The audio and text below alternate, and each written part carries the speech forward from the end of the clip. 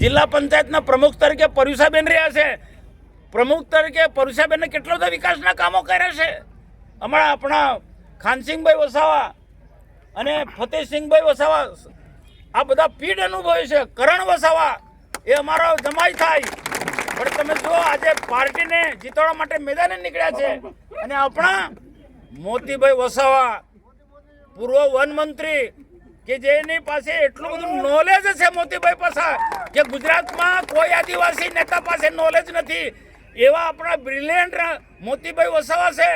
ચૈતર વસાવાનો તો કોઈ પાંજો બી ના આવે મોતીભાઈના આગળ.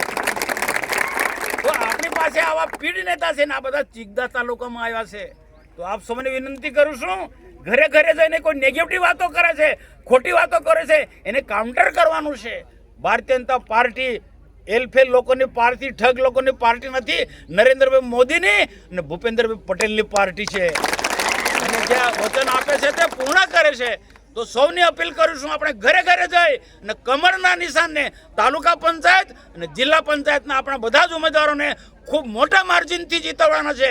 અને મોટા માર્જિનથી જીતશે તો સરકાર રાજી થશે. આપણે માગીશું તો આપશે.